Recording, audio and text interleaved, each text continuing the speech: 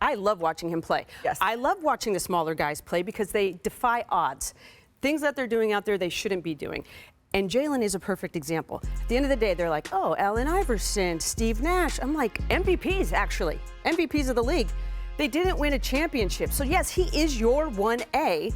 And all I was saying is that I don't think you win a championship.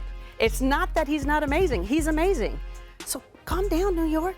I mean, I texted Becky that night and said, don't let anyone make you apologize for this. The Knicks agree with you. That's why the Knicks. But that's not a slight on Jalen Brunson. No, not at all. He has transformed that organization. Yep. He is one of the biggest free agent signings of the past decade in the NBA.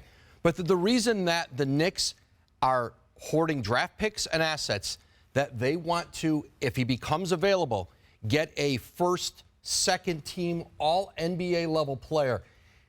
You win with that Jokic, Giannis, LeBron James. And if we were doing a draft of available players, would Jalen Brunson be in the first 5, the first 10, the first 15, maybe? But championships are won. You have to have one of those guys.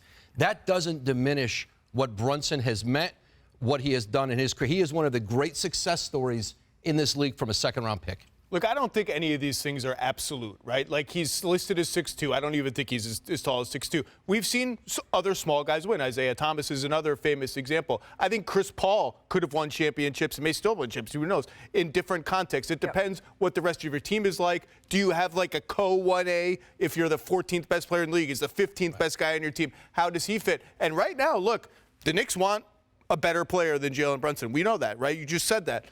I think the Knicks right now, if they're healthy, this Knicks team currently without that player, but with Jalen Brunson, is the biggest threat into the Boston Celtics in the Eastern Conference, as is. I don't think they'd beat them, and I think they would like another star. So I think nothing is quite absolute. Would you like Jalen Brunson to be taller?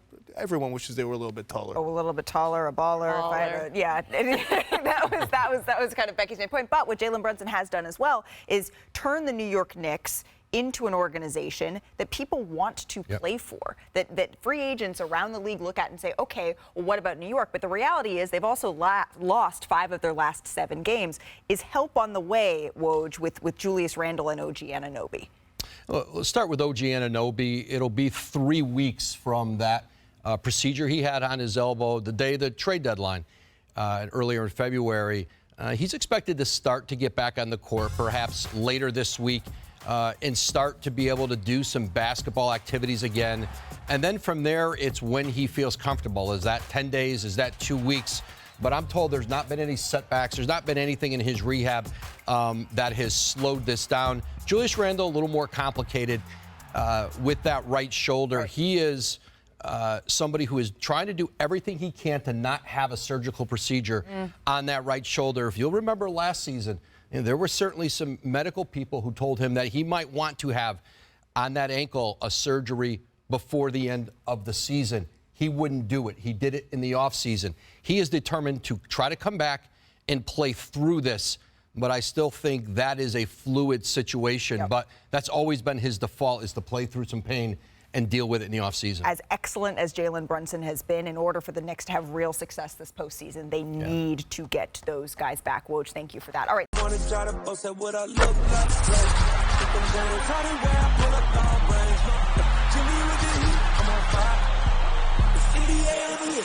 fire.